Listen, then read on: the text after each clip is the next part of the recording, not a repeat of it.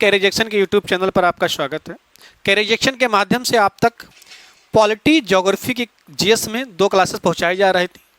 Geography की physical geography अब जो है अजय सर आपको पढ़ाएंगे। इंडियन और वर्ल्ड ज्योग्राफी जो है वो मैं पढ़ाऊंगा आपको। साथ में आपकी पॉलिटिक क्लास भी चलती रहेंगी। और बच्चों के बहुत ज़्यादा डिमांड पर आज से बच्चे बार बार कह रहे थे सर इकोनॉमी पढ़ा दीजिए। इकोनॉमी मेरा सब्जेक्ट रहा है और मैं इसमें पढ़ाने में काफ़ी सहज महसूस करता हूं, तो इसलिए अब आज से मैं आपको इकोनॉमी भी पढ़ाऊंगा। दोनों पैरेलल क्लासेस चलाई जाएंगी आपकी, ज्योग्राफी और इकोनॉमी दोनों क्लासेस प्रॉपर चलाई जाएंगी। ध्यान दीजिएगा, मैं आपको इकोनॉमी पढ़ाऊंगा, इकोनॉमिक्स नहीं पढ़ाऊंगा। ध्यान, चलिए तो सब्जेक्ट पर आते हैं। आज की क्लास जो होगी इकोनॉमी की होगी। देखिएगा 2 सब्जेक्ट है आपके सिलेबस में। यहां देखिएगा 2 सब्जेक्ट होता है, एक इकोनॉमिक्स होता है और एक इकोनॉमी होता है। इकोनॉमी, इसको हिंदी में आप जानते हैं अर्थशास्त्र के नाम से, और इसे जानते हैं आप अर्थव्यवस्था के नाम से। बहुत सारे यूट्यूबर आपको बताएंगे कि वो आपको इकोनॉमिक्स पढ़ा रहे हैं। सही मायने में अगर आप अपना सिलेबस उठा के देखेंगे, वनडे एग्जाम का कोई भी सिलेबस, तो आपके यहाँ लिखा रहेगा भारतीय अर्थव्यवस्था। कभी देखा है आपने वहाँ पर इकोनॉमिक्स अर्थशास्त्र लिखा हुआ है क्या? नहीं, अर्थशास्त्र नहीं लिखा हुआ है। आपको अर्थशास्त्र नहीं पढ़ना है, आपको इकोनॉमी पढ़ना है। और आपके सिलेबस में इकोनॉमी यानी अर्थव्यवस्था दिया हुआ है, और अर्थव्यवस्था में भी भारतीय अर्थव्यवस्था दिया हुआ है, अर्थशास्त्र नहीं दिया हुआ है। लेकिन आप बहुत सारे यूट्यूबर को सर्च करेंगे तो पता चलेगा वो पढ़ा रहे इकोनॉमी और फिर पढ़ाएंगे आपको अर्थव्यवस्था। उसमें दोनों अलग सब्जेक्ट हैं। इकोनॉमिक्स और इकोनॉमी में बहुत ही ज़्यादा डिफरेंस है। इकोनॉमिक्स एक साइंस है, जबकि ये एक व्यवहार है। अभी में हम जैसे आगे पढ़ेंगे इसके बारे में समझेंगे। लेकिन इकोनॉमिक्स जो है, इकोनॉमी जो है इकोनॉमिक्स से ही पैदा हुआ है, इसका रिलेशन इसी से है। तो थोड़ा सा संक्षिप्त इतिहास हम लोग जानेंगे इकोनॉमिक्स का। हालांकि हमारे सिलेबस में दिया हुआ है इंडियन इकोनॉमी, भारतीय अर्थव्यवस्था, हमें अर्थशास्त्र नहीं पढ़ना है। लेकिन इसका संक्षिप्त इतिहास पढ़े बिना हम इसको नहीं पढ़ सकते। जैसे हम किसी का इतिहास जानना चाहते हैं तो एक बार उनके पेरेंट्स का नाम जरूर लेते हैं। इसी तरह बिल्कुल इस सब्जेक्ट में हम इकोनॉमिक्स से इकोनॉमी को उत्पन्न करेंगे और समझेंगे दोनों में क्या डिफरेंस है। ठीक है, तो पहले समझ लीजिए इकोनॉमिक्स। देखिए बच्चे, अगर सच में आपको किसी सब्जेक्ट को समझना है तो उसकी मूल उत्पत्ति किस कारण हुई है, यह बात आपको जानना बहुत जरूरी है। सब्जेक्ट का उद्देश्य क्या है, यह जानना आपको बहुत जरूरी है। और जिस दिन आप यह समझ गए कि किस सब्जेक्ट का उद्देश्य क्या है, 30 से 40% क्वेश्चन आप उसके उद्देश्य से कर ले जाएंगे कि इस सवाल का उत्तर इस सब्जेक्ट से संबंधित ही नहीं हो सकता है, क्योंकि इस सब्जेक्ट का उद्देश्य ही ये नहीं है। तो सबसे पहले हम लोग जानेंगे इकोनॉमी कहाँ से आया है, क्यों आया है, क्यों हमारे सोसाइटी में है, ये इसकी क्या उद्देश्य है, कौन लेकर आया है, कहाँ से आया है। थोड़ा सा संक्षिप्त इतिहास। चलिए, तो मैं अभी आपको एक लेक्चर देता हूं और आप समझिएगा बात को। कुछ भी पेन डाउन नहीं करना है अभी आपको। जब जो पेन डाउन करना होगा मैं आपको बताऊंगा कि क्या पेन डाउन करना है। देखिएगा इकोनॉमिक्स कहां से आया है, क्यों है ये आपके सोसाइटी में। मान लीजिए आप में से कोई बच्चा है, ये मान लीजिए कोई द्वीप है, और जितने भी बच्चे देख रहे हैं उनमें से कोई एक बच्चा, मान लीजिए अपने आप को आप यहां पर रखकर सोचिए, ये कोई एक द्वीप है। इस द्वीप पर हमने एक व्यक्ति को ले जाकर छोड़ दिया है।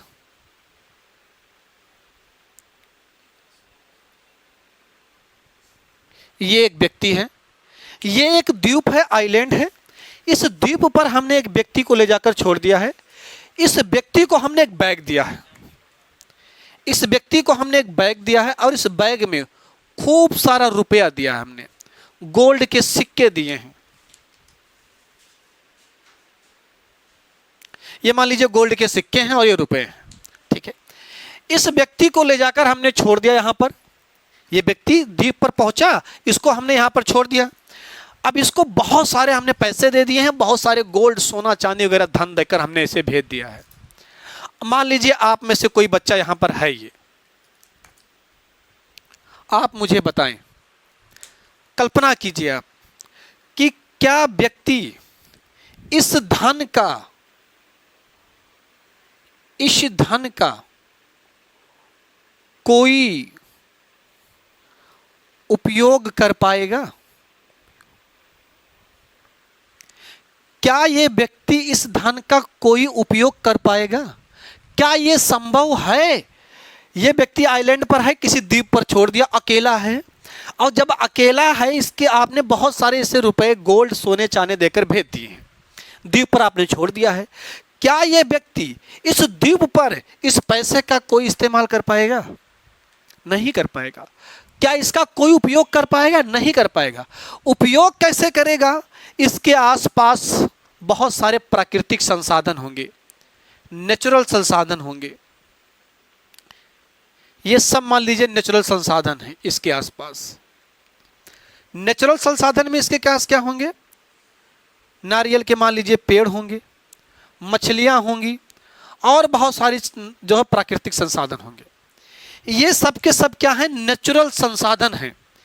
अब ये व्यक्ति इस संपत्ति का, इस धन का उपयोग जो रुपए और गोल्ड के माध्यम से ले गया था, ये तो इस्तेमाल नहीं कर पाएगा। लेकिन अगर इसके यहाँ, अगर इस आइलैंड पर कोई नारियल का पेड़ है, इस आइलैंड पर अगर कोई नारियल का पेड़ है,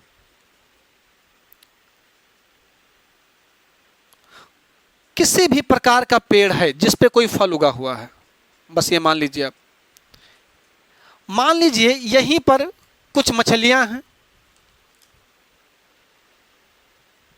ये मान लीजिए कुछ मछलियां हैं यहां पर,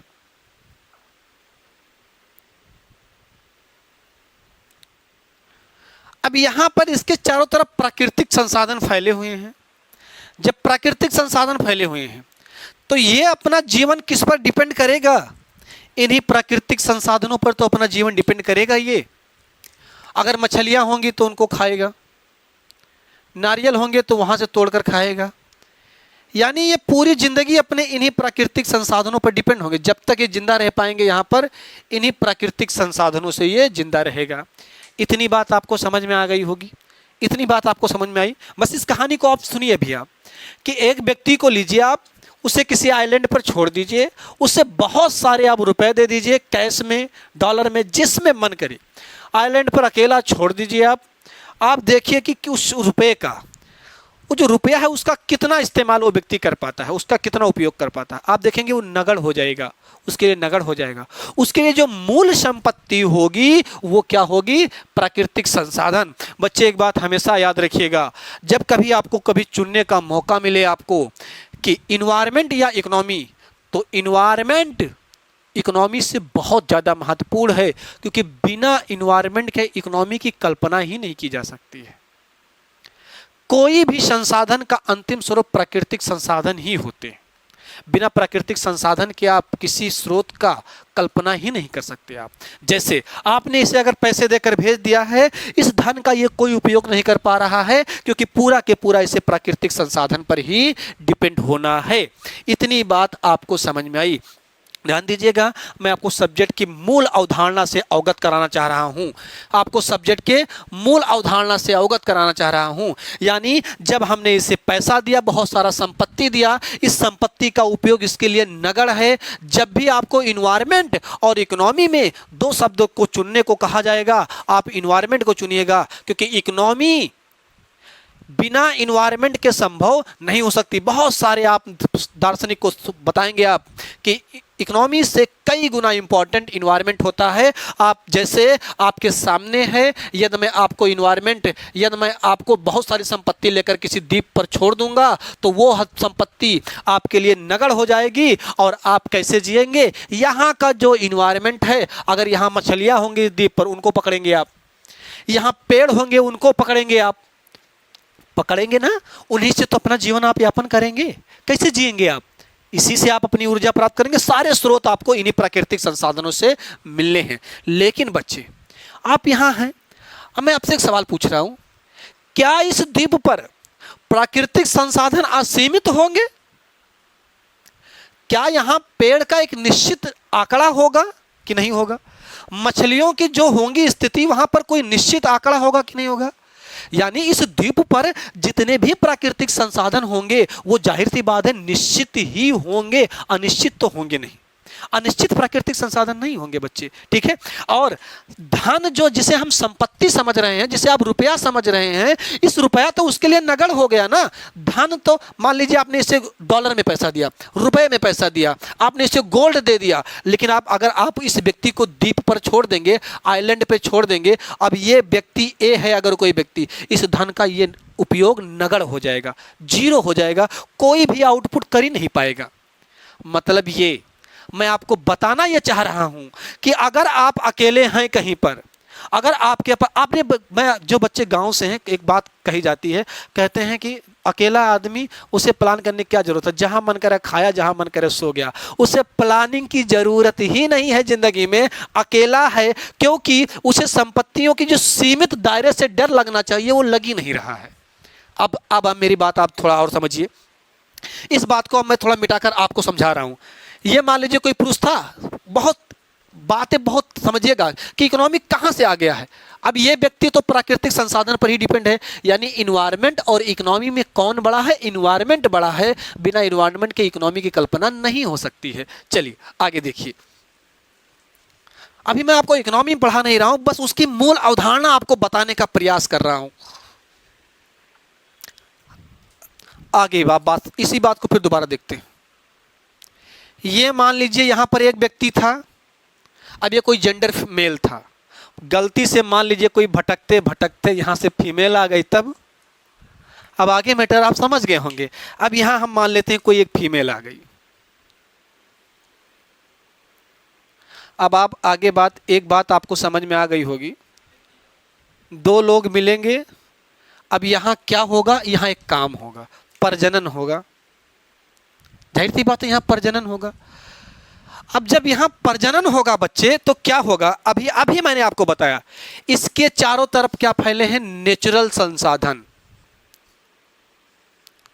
तो आपने कहावत सुनी होगी, हम दो हमारे दो उनके चार फिर उनके छह, है ना। ये तो बढ़ते जाएंगे, लेकिन आप मुझे बताओ, क्या इस द्वीप पर नारियल के पेड़ अचानक बढ़ते जाएंगे?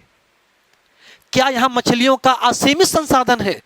लेकिन जब ये दो लोग मिले तो होगा प्रजनन। अब बच्चे जैसे होगा प्रजनन, अब अगर इन्हें करना है सरवाइव जिंदगी में, अगर इन्हें जिंदा रहना है,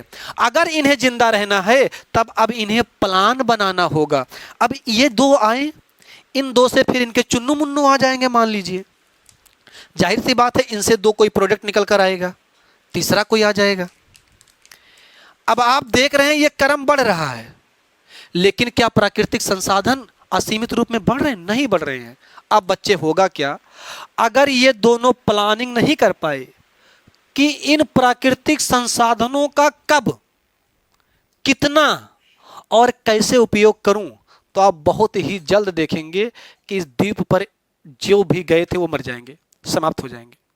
यानी प्राकृतिक संसाधनों का संरक्षण उतना ही जरूरी है जितना आप इकोनॉमी को बिल्डअप करने के लिए समझते हैं। आप जरा सोचिए, आपने देखा होगा हजारों सभ्यताएं हमारे इतिहास में मरी पड़ी हैं, हजारों सभ्यताएं नष्ट हो गई हैं। उसका कारण है प्लानिंग नहीं कर पाए हैं। प्लान कैसे करें? अगर आप प्राकृतिक संसाधनों का अत्यधिक दोहन करना चालू कर देंगे, और जब अत्यधिक दोहन करेंगे आप, तो क्या होगा, जाहिर सी बात है संसाधन समाप्त होगा। और जब संसाधन समाप्त होगा, आप संसाधन के अभाव से ग्रस्त होंगे और बहुत बड़ी सभ्यताएं क्या होती हैं, मिट जाती हैं। तो जैसे अगर इन्हें सरवाइव करना है बच्चे, इन्हें क्या करना पड़ेगा, इन्हें योजना बनाना पड़ेगा। अब इनके जिंदगी में आ गया क्या, इकोनॉमिक्स प्रवेश किया इनके जिंदगी में, इकोनॉमिक्स। दिस इज इकोनॉमिक्स, ये है इकोनॉमिक्स। आपको समझ में आया? ये है इकोनॉमिक्स बच्चे। जैसे इन दोनों ने मिलकर प्लान करना चालू किया कि इसका इस्तेमाल कितना किया जाए, कब किया जाए। एक टाइम नारियल अगर खा के जी लिया जाए, तो दूसरे टाइम मछलियों को पकड़कर खा के जी लिया जाए। कितना लॉन्ग टाइम इस द्वीप पर हम बिता पाए। आपने बहुत सारी पिक्चरों में देखा होगा, ऐसे जिंदगी जीवन दिखाया गया है बहुत सारी पिक्चरों में, कि जब कोई द्वीप पर फंस जाते हैं तो जीवन जीने के उनके बहुत सारे पैसे पास रहते हैं, लेकिन उसका कोई आउटपुट निकाल नहीं पाते हैं। वो वहाँ के जो प्राकृतिक संसाधन है उन्हीं को किसी तरह जीकर अपने जीवन को सरवाइव करना चाहते हैं, और जीने के लिए वो प्लानिंग करते हैं। बच्चे जैसे प्लानिंग करते हैं, उनके दिमाग में एक सब्जेक्ट अपने आप आ जाता है, इकोनॉमिक्स। यानी यही प्लान का हिस्सा है आपके जिंदगी का, इकोनॉमिक्स। समझ में आया आपको बात? यानी इकोनॉमिक्स की जरूरत क्यों है? उपलब्ध संसाधनों का सर्वोत्तम उपयोग कब किया जाए, कैसे किया जाए और उन्हें भविष्य के लिए कितना संरक्षित कर लिया जाए, that is called off economics. समझ पाए होंगे आप बात? जो बच्चे हायर लेवल का अगर आपको समझ में ना आया हो तो एक बहुत ही छोटी लेवल का एग्जांपल, अगर ये समझ में ना आया हो तो मैं आपको एक छोटी लेवल का एग्जांपल देता हूं जो आपकी जिंदगी से रिलेटेड होगा। मान लीजिए, अब थोड़ा सा रियल दुनिया में आकर आपको बताने का प्रयास करते हैं, ध्यान दीजिए आप। मान लीजिए बच्चे ये कोई पेन है, ठीक है, और इस पेन की हम मार्केट कीमत मान लेते हैं 10 रुपए, ठीक है। ये बच्चे मान लीजिए कोई बुक है और इस बुक की कीमत भी मान लीजिए आप 10 रुपए है। अब आप बात समझिए, यहां कोई एक बच्चा है,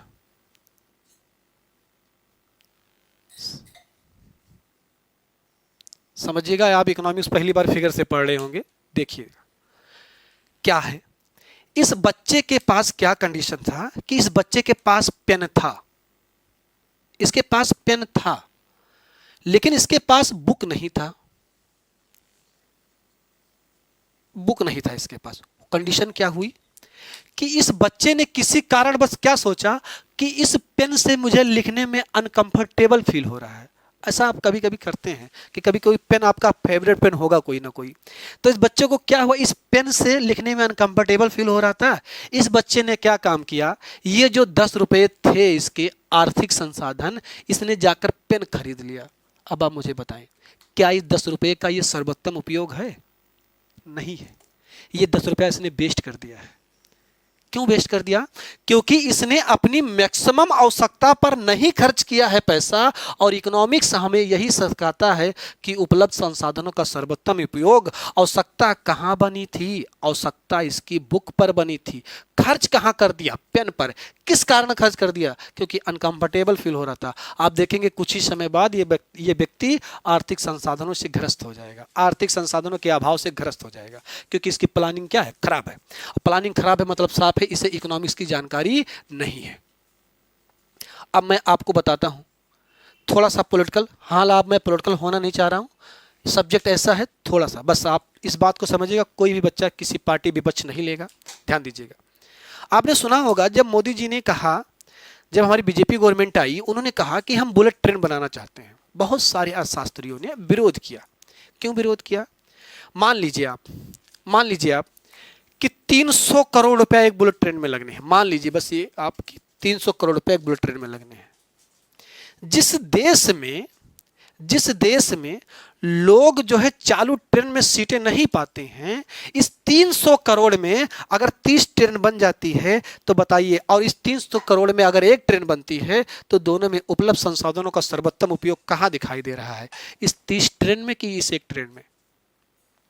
कुछ इस अवधारणा के तहत विरोध किया जा रहा था बुलेट ट्रेन का, ठीक है। हालांकि मैं पॉलिटिकल मुद्दे पर बात नहीं करना चाहता हूं, चलिए छोड़िए। ये आपको बात समझ में आई है?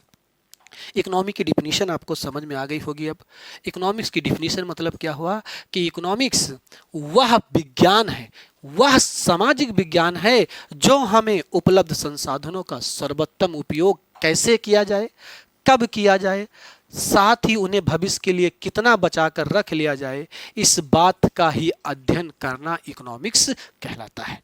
चलिए, सब्जेक्ट से शायद आप पता चल गया होगा आपको कि इकोनॉमिक्स क्यों इतना जरूरी है, कहां से आया है इकोनॉमिक्स। तो मैं इकोनॉमिक्स की एक डिफिनीशन लिख रहा हूं आपके लिए बोर्ड पर, और अब आप यहां से पेन डाउन करना चालू कर दीजिएगा अगर यहां तक आप बात समझ गए हैं तो। कमेंट बॉक्स ओपन है आपके लिए, जो भी सुझाव देना चाहते हैं आप, अपना सुझाव, अपने सवाल, अपने क्वेरी, अगर वहाँ नहीं मिल पा रही आपको तो हमारे कैरियर जंक्शन के यूट्यूब चैनल, हमारे कैरियर जंक्शन के टेलीग्राम चैनल से जुड़िए। जो भी सुझाव देना चाहते हैं आप, स्वागत है आपका। चलिए, तो इकोनॉमिक्स की एक बहुत ही जो परिभाषा आप हम लोग कहें, अगर इसका अर्थ समझें हम इकोनॉमिक्स की, अगर इसका अर्थ समझा जाए इकोनॉमिक्स की, तो इसका अर्थ होगा कि यह वह सामाजिक विज्ञान है, विज्ञान है जिसके अंतर्गत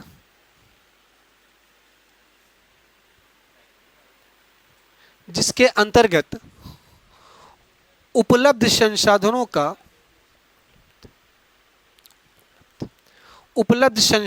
का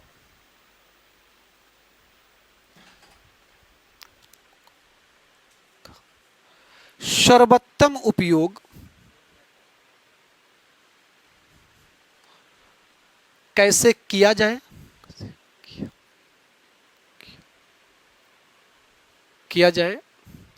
साथ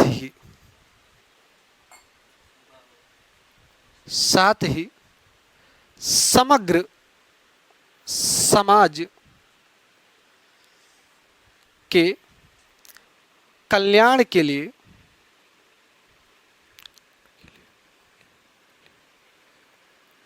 भविष्य में कितना सुरक्षित कर लिया जाए, सुरक्षित किया जाए।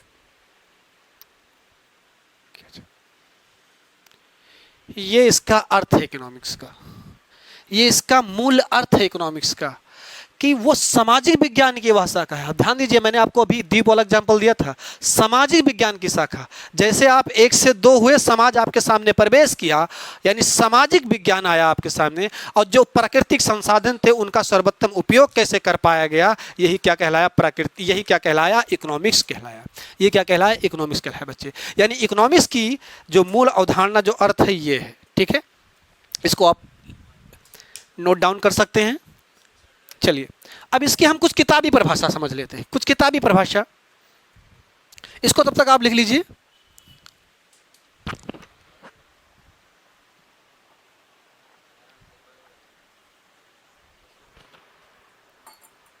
चलिए, कुछ किताबी परिभाषा देखते हैं इकोनॉमिक्स की। क्या कहता है किताब, क्या कहते हैं अर्थशास्त्री की इकोनॉमिक्स में किसका अध्ययन किया जाना चाहिए।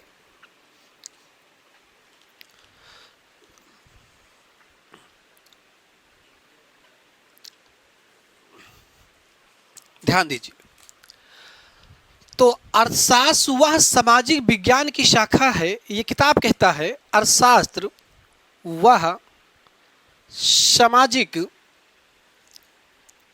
विज्ञान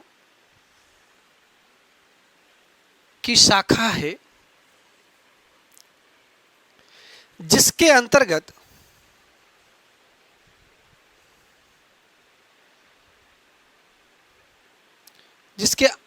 जिसके अंतर्गत संसाधनों के, ये संसाधन किसी भी प्रकार के होते हैं, संसाधनों के उत्पादन, वितरण, निवेश तथा उपभोग का अध्ययन किया जाता है।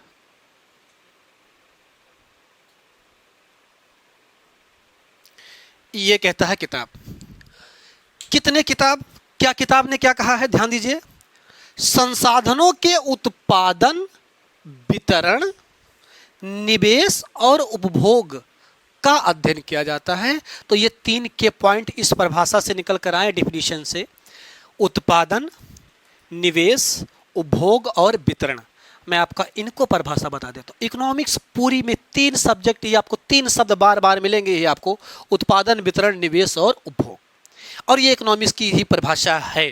तो समझ लीजिए आप क्या है उत्पादन, क्या है बच्चे, मैं आपको बता दे रहा हूँ, अप एंड डाउन कीजिएगा। क्या है ये उत्पादन, क्या है उत्पादन, आप बताइए। क्या कहीं कोई भी उत्पादन हवा में पैदा किया जा सकता? नहीं। उत्पादन करने के लिए आपको रॉ मटेरियल चाहिए, उत्पादन करने के लिए आपको रॉ मटेरियल चाहिए, और रॉ मटेरियल कोई भी आप केवल प्राकृतिक संसाधन से ही प्राप्त कर सकते हैं। आप अपने आसपास कोई भी चीज़ें हो आपके पास, आप एक चीज़ बताइए जो इस धरती से नहीं आया हो, सबके सब प्राकृतिक संसाधन है।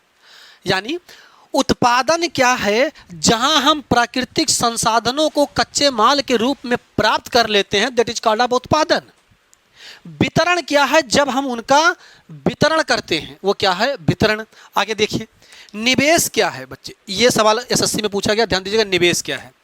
और इसको आप अपनी जिंदगी में उतारिएगा निवेश को। आप किसी पंडित बाबा या पुजारी की बात मानने से कई गुना अच्छा है कि आप साइंस को बातें माने। अब मेरी बात समझिएगा, जब आपको कोई चीज ठहरा हुआ दिखे, लग जाए आपको कि इसमें अब प्रोग्रेस नहीं हो रहा है, अब इसमें कुछ बढ़ोतरी नहीं हो रही है, तो अब क्या करेंगे आप? निवेश। बच्चे हमेशा जानिए कि जीवन में निवेश उत्पादन का विस्तार है। आप कोई भी चीज का विस्तार करना चाहते हैं, असंभव है कि बिना निवेश के उसे आप विस्तार कर लें।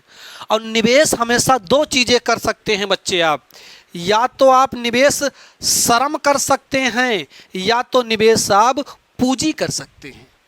जब आपको रिजल्ट, आपको लगे कि मैं 2 साल से पढ़ रहा हूं, मेरा रिजल्ट नहीं आ रहा है, बच्चे कुछ बात मानने की जरूरत नहीं है, सिर्फ एक चीज करिएगा कि आपके निवेश में कमी है, या तो आपके लेबर में कमी है, या तो आपके कैपिटल में कमी है। श्रम का मतलब लेबर है और कैपिटल का मतलब पूंजी है। या तो आप अच्छा पैसा नहीं लगा रहे हैं, या तो आप अच्छा श्रम नहीं कर रहे हैं, इसलिए आपका रिजल्ट रुका हुआ है।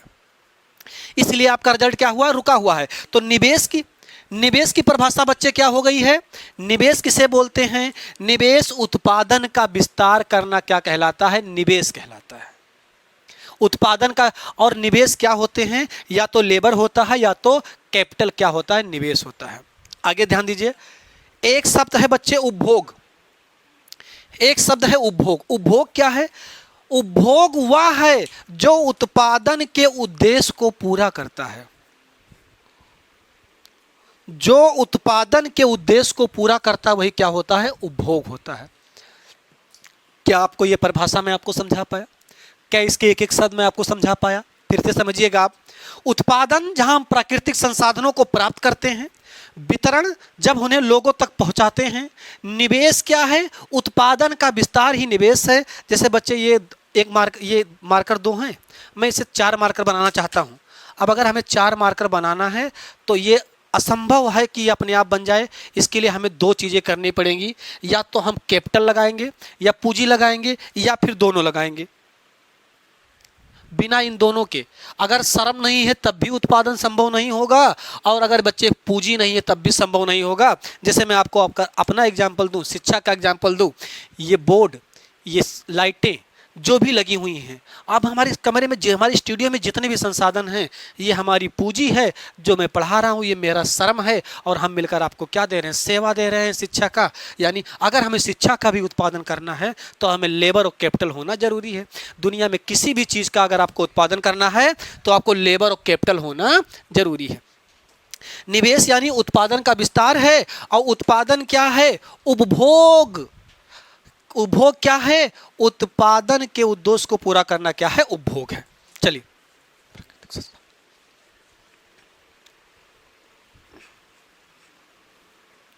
आपके दिमाग से जो लोग बताते हैं कि इकोनॉमिक एक बहुत ही टफ सब्जेक्ट है, इकोनॉमिक एक बहुत ही व्यवहारिक सब्जेक्ट है। यकीन मानिए, आपको एक सशक्त नागरिक बनना है तो आपको 2 सब्जेक्ट पढ़ने बहुत ज़रूरी हैं, जिनमें आपको पॉलिटी और इकोनॉमी आना चाहिए। ये पर्दे के पीछे वाली जो कहानी होती है, हमारी गवर्नमेंटें करती है हमारे साथ, हमें समझ में नहीं आता है। 2 सब्जेक्ट पढ़ना बहुत ज़रूरी है, इकोनॉमी और पॉलिटी।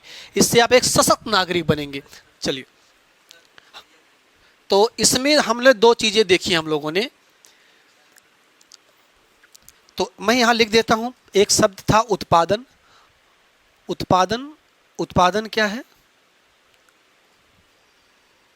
प्राकृतिक संसाधन की प्राप्ति जब हम करते हैं, ये उत्पादन हो गया। निवेश क्या है? उत्पादन का विस्तार, निवेश है। उपभोग क्या है? उत्पादन के उद्देश्य की पूर्ति। उत्पादन के उद्देश्य की पूर्ति क्या है? ये उपभोग है। ये 3 टॉपिक जो आपको इकोनॉमी में बार बार मिलेंगे। तो इकोनॉमी क्या है? उपलब्ध संसाधनों का सर्वोत्तम उपयोग है, जिसके अंतर्गत उत्पादन, उपभोग और निवेश का क्या किया जाता है? अध्ययन किया जाता है। ठीक है। अब हम इसकी, ये तो सब्जेक्ट हमें समझ में आ गया होगा, आपको सब्जेक्ट समझ में आ गया होगा। अब इस सब्जेक्ट को कहां से आया सब्जेक्ट, अब हम ये समझेंगे। अब मेरे साथ नोट्स बनाते चले। इकोनॉमी मेरा सब्जेक्ट है और मैं आपको इकोनॉमी एकदम इजी वे में पढ़ाऊंगा, आपको बहुत ज़्यादा इजी कर दूंगा आपके लिए इकोनॉमी।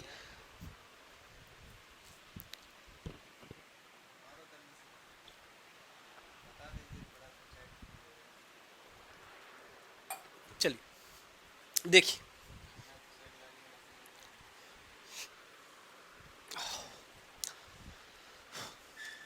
इकोनॉमी देखिए बच्चे, इकोनॉमी जो है ये कहाँ से आया है और क्या ये कहाँ से आया है? तो इकोनॉमी बच्चे ओकोनोमिया से बना है। ये ओकोनोमिया से बना है, जबकि अर्थशास्त्र हमारा 2 शब्दों से मिलकर बना है। जो बच्चे हिंदी पढ़ रहे होंगे जानते होंगे, अर्थ प्लस शास्त्र। अर्थ का बहुत सीधा मतलब है धन,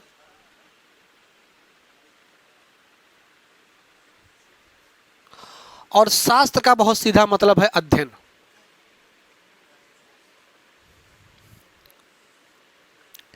यानी धन का अध्ययन करना क्या कहलाया? अर्थशास्त्र कहलाया बच्चे।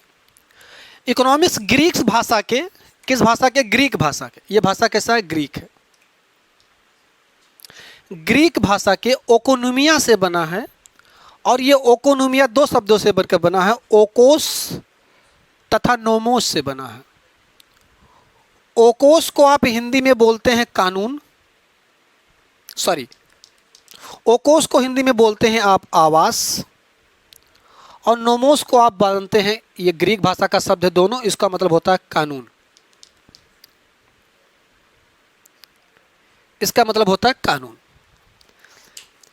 इकोनॉमिक्स इसका मतलब अर्थशास्त्र इंग्लिश भाषा के इकोनॉमिक्स का रूपांतरण है, जो ग्रीक भाषा के ओकोनोमिया से बना है। ओकोनोमिया ओकोस तथा नोमोस से बना है। ओकोस का अर्थ है आवास और नोमोस का अर्थ है कानून।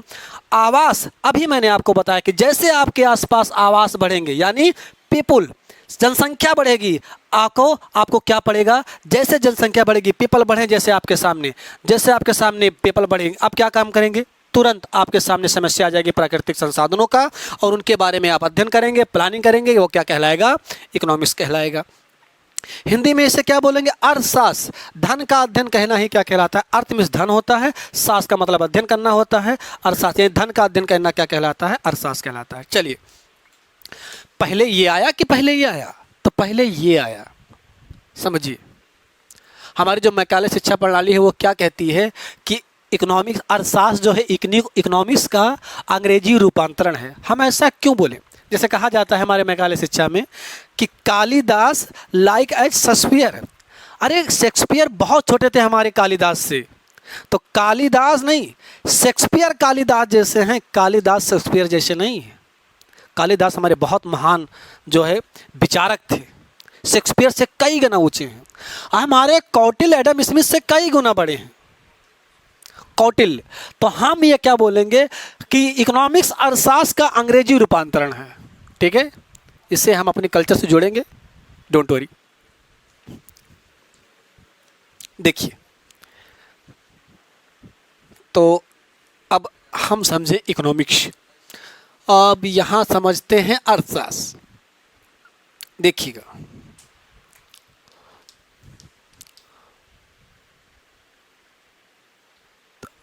अर्थशास्त्र नामक, इसके बारे में थोड़ा समझ लीजिए संक्षिप्त इतिहास। तो अर्थशास्त्र नामक पहली पुस्तक कौटिल्य द्वारा लिखी गई। कौटिल्य महोदय, इन्हें चाणक्य भी कहते हैं आप, कौटिल्य महोदय द्वारा लिखी गई।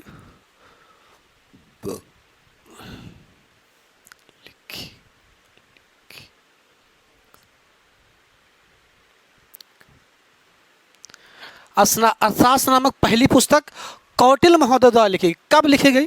तो आप सब जानते हैं कौटिल्य महोदय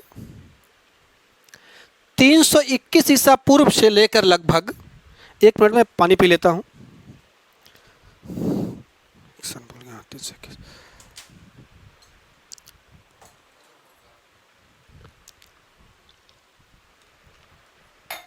321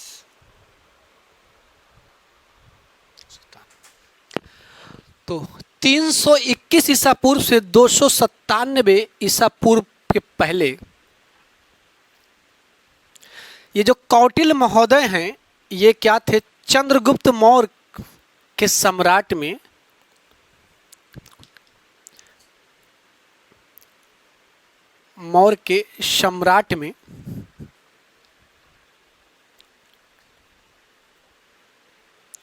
महामंत्री थे। और कौटिल्य महोदय ने इसी दौरान जनगणना का विश्व में प्रथम प्रयास करने वाले व्यक्ति हमारे कौटिल्य महोदय ही हैं।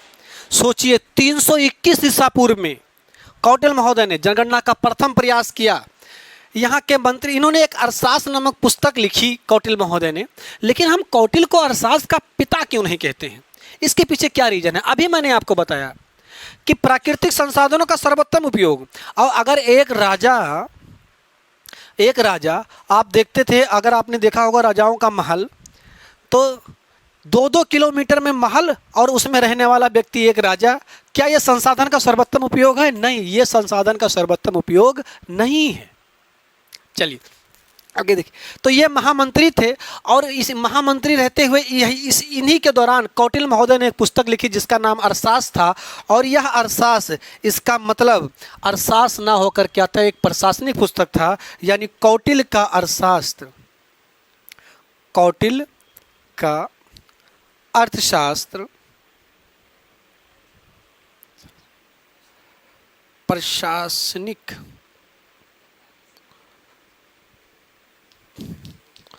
कार्यों से संबंधित थी।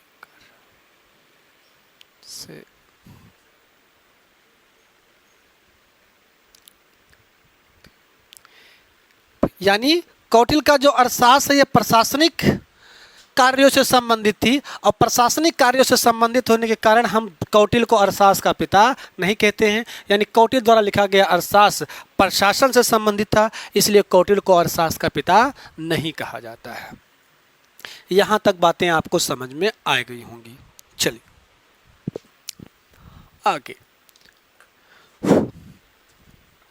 आगे बात समझिए। अब आप लोग इस क्लास को लेने के बाद आप यूपीएससी प्री तक के सारे सवाल आप अटेंड कर सकते हैं। इकोनॉमिक्स में आपको इस लेवल तक का पढ़ाऊंगा, आप किसी बेस से लेकर हायर तक आपको पढ़ाऊंगा मैं। और जितना डेप्थ, जितनी छोटी चीज़ें बता पाऊंगा मैं पूरी प्रयास करूंगा कि आपको यूपीएससी प्री तक का, जो बच्चे हमारे सिविल सर्विसेज वाले जुड़े होंगे उनके लिए बहुत ज़्यादा बेनिफिशियल होगा। प्री तक के लिए आपके लिए बहुत ज़्यादा बेनिफिशियल होगा। चलिए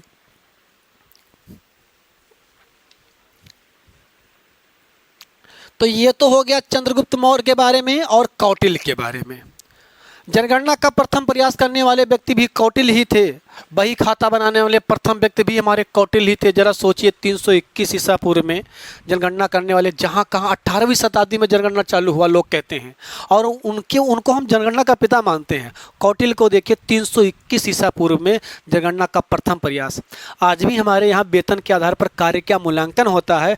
कौटिल्य महोदय ने 321 ईसा पूर्व में बता दिया था कि वेतन बही खाता बनाने का प्रथम प्रयास भी कौटिल्य महोदय ने ही किया था। सोचिए कि हमारे भारतीय सांस्कृतिक सभ्यताओं में कितनी विराट ज्ञान छुपे हुए हैं कि जो हम 18वीं शताब्दी में आकर जो दुनिया कर रही थी वो कौटिल्य बहुत पहले करने का प्रयास कर चुके थे। अर्थशास्त्र में 321 ईसा पूर्व में महामंत्री के पद पर रहते हुए चंद्रगुप्त मौर्य के सम्राट में अर्थशास्त्र नामक पहली पुस्तक भी लिखी। गलती क्या किया उन्होंने? सामूहिक उत्तरदायित्व नहीं दिया उन्होंने संसाधन पर। किसी एक राजा को ही संसाधन का मालिक बना दिया। और कोई एक राजा अगर संसाधन का मालिक हो गया है वो संसाधन का सर्वोत्तम उपयोग नहीं है, क्योंकि ये प्राकृतिक संसाधन पर उतना ही हक आपका है जितना एक राजा का है। क्योंकि राजा ना प्राकृतिक संसाधन लेकर पैदा हुआ था, ना प्राकृतिक संसाधन लेकर पैदा हुए हैं। और इकोनॉमिक्स इसी बातों को जजमेंट करने के लिए किया जाता है। चलिए तो अब एक व्यक्ति आते हैं एडम स्मिथ। क्या काम कर दिया एडम स्मिथ ने, क्या नया काम कर दिया एडम स्मिथ ने कि हम उन्हें जो है अरसास का पिता बोलते हैं। आइए देखते हैं,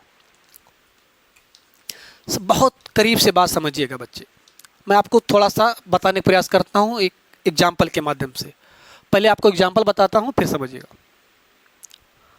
मान लीजिए ये बाजार है, तो अगर आप भारतीय सांस्कृतिक सभ्यताओं से परिचित हैं तो पहले होता क्या था, हमारे यहाँ राजा डुग्गी लगवाता था कि आज बाजार चौक में लगेगा, नील की कीमत क्या होगी, गेहूं की कीमत क्या होगी, यानी सब कुछ राजा ही डिसाइड कर रहा है। राजा ही बताता था कि बाजार कहाँ लगेगी, डुग्गी लग कर लगता था। अब आप मुझे बताएं, मान लीजिए मैं गेहूं बेचने वाला कोई किसान हूँ, ये कोई गेहूं बेच रहा है, ये कोई दाल, ये कोई कुछ और बेच रहा है, ये मान इस बाजार में मान लीजिए वस्तुएं हैं, ठीक है। अब इस वस्तु का मालिक यहाँ बैठा है जिसने इसे पैदा किया है, इस वस्तु का मालिक यहाँ है जिसने इसे पैदा किया है, इस वस्तु का मालिक यहाँ है जिसने इसे पैदा किया है, इस वस्तु का मालिक यहाँ जिसने इसे पैदा किया है, इसका मालिक यहाँ है जिसने इसे उत्पादन जो किया है इन लोगों ने किया है। अब अगर आप कौटिल्य की बात माने तो कौटिल्य क्या विरोध कर रहे हैं, सॉरी, अगर अब आप यहाँ राजा मान लीजिए, आप बीच में ये मान लीजिए राजा है, बाजार में बैठा है, राजा ने डुग्गी लगाया, बताया आज नील की कीमत ये होगी, यहाँ बाजार लगेगा। भाई साहब अगर मान लीजिए अगर ये किसान है, एक नील पैदा कर रहा है, नील पैदा किया है हमने, कीमत हमको राजा बता रहा है, क्या ये मेरे संसाधन का सर्वोत्तम उपयोग है? नहीं है। कौटिल्य उतर के आए, सॉरी एडम स्मिथ महोदय आए 1776 के पास, आप देखेंगे राजतंत्र का एकदम से संन्यास होना चालू हो जाता है, समाप्त होना चालू हो जाता है। कौटिल्य व्यक्ति आए, आप यूपीएससी मेंस भी लिख सकते हैं इस लेक्चर से, लिखने को इससे आता है, ध्यान दीजिएगा। यहाँ ये मान लीजिए एडम स्मिथ महोदय हैं, ये 1776 में एडम स्मिथ ने 1776 में, मैं नाम लिख दे रहा हूँ यहाँ पर इनका, एडम स्मिथ, ये एडम स्मिथ हैं, ये ब्रिटिश अर्थशास्त्री हैं, ब्रिटिश दार्शनिक थे, ये दार्शनिक ही ऐसे काम कर सकते हैं, ये दार्शनिक थे ब्रिटिश के। 1776 में एडम स्मिथ जी ने एक पुस्तक लिखी, द वेल्थ ऑफ नेशन, खूब एग्जाम में पूछा जाता है, द वेल्थ ऑफ नेशन। इसको हिंदी में बोलते हैं आप राष्ट्रों की संपदा, राष्ट्रों की संपदा, राष्ट्रों की संपदा बोला जाता है इसे, संपदा, राष्ट्रों की संपदा बोला जाता है इसे। इस पुस्तक में एडम स्मिथ महोदय ने एक सिद्धांत दिया, इस पुस्तक में इन्होंने एक सिद्धांत दिया, लेजस फेयर, फेयर। इस सिद्धांत को याद रखिएगा, बहुत ज़्यादा एग्जाम में पूछा जाता है। इस पुस्तक में इन्होंने एक सिद्धांत दिया, लेजस फेयर सिद्धांत, और इसी लेजस फेयर सिद्धांत का हिंदी मतलब होता है आ हस्तक्षेप नीति। इसी पुस्तक में एडम स्मिथ महोदय ने 1776 में पुस्तक लिखी, द वेल्थ ऑफ नेशन। इसमें इन्होंने राष्ट्रों की संपदा, इसी में इन्होंने एक सिद्धांत दिया, लेजस फेयर सिद्धांत। इसी लेजस फेयर सिद्धांत का हिंदी मतलब क्या होता है? हस्तक्षेप नीति होता है। चलिए, ये कुछ बच्चे कह रहे हैं गलत है, चलिए समझ लीजिएगा, कोई दिक्कत नहीं थी। ये जो हो लेजस फेयर सिद्धांत, इसका मतलब है हस्तक्षेप नीति। अब एडम स्मिथ पर आते हैं, ये हस्तक्षेप किसके बारे में कह रहे हैं? ये किसके बारे में बोल रहे हैं हस्तक्षेप नीति? एडम स्मिथ महोदय, एडम स्मिथ महोदय ये कह रहे हैं कि बाजार को खोल दिया जाए। भाई संसाधन इनका है, संसाधन इनका है, राजा क्यों बताएगा, राजा क्यों बताएगा कि नील की कीमत क्या होगी? या सरकार क्यों बताएगा कि बाजार की किसी वस्तु की कीमत क्या होगी? ये एडम स्मिथ महोदय ने दिया। घोर विरोध किया एडम स्मिथ महोदय ने इस तंत्र का। इन्होंने कहा ऐसा नहीं चलेगा। संसाधन का मालिक अगर उत्पादन करने वाला है तो उसकी कीमत भी उत्पादन करने वाला ही डिसाइड करेगा, राजा या सत्ता डिसाइड नहीं करेगी। नाम ही है इनके पुस्तक का द वेल्थ ऑफ नेशन, राष्ट्रों की संपदा। सिद्धांत का नाम क्या है? लेजर फेयर सिद्धांत। और लेजर फेयर सिद्धांत को हिंदी में क्या कहा जाता है? अहस्तक्षेप नीति कहा जाता है। इन्होंने विरोध किया, भयंकर रूप से विरोध किया। अब जब एडम स्मिथ ने विरोध किया तब इनसे पूछा गया फिर दुनिया में ऐसे तो अराजकता फैल जाएगी, कैसे चलेगा, बाजार कैसे चलेगा फिर? तो एडम स्मिथ महोदय ने इसको प्रूव किया कि बाजार कैसे चलेगा। किसी बाजार में राजा का हस्तक्षेप होना ही नहीं चाहिए, सरकार का हस्तक्षेप होना ही नहीं चाहिए। तो इनसे पूछा गया कैसे? तो ध्यान दीजिए, ये आप पुस्तक जरूर याद रखिएगा। ब्रिटिश अर्थशास्त्री से एडम स्मिथ महोदय ब्रिटिश अर्थशास्त्री थे। 1776 में इन्होंने पुस्तक लिखी द वेल्थ ऑफ नेशन। उसमें सिद्धांत दिया लेजर फेयर सिद्धांत, जिसका हिंदी मतलब है अहस्तक्षेप नीति। आगे बच्चे इसी से पूंजीवादी कैपिटलवादी विचारधारा के जो विचारक हैं वो एडम स्मिथ महोदय ही हैं। अभी मैं आगे आपको बताऊंगा। अभी आप समझिए कि एडम स्मिथ कैसे पिता बन गए। एडम स्मिथ ने कहा कि राजा कुछ ना बताए। कहीं क्यों? अब देखिए कैसे, क्यों कुछ ना बताए। मान लीजिए यहां मैं कुछ व्यक्तियां बना रहा हूं। ये मान लीजिए 3 व्यक्ति हैं, बस 3 व्यक्ति मान लीजिए, समझ लीजिए। ये मान लीजिए कोई किसान है, ये कोई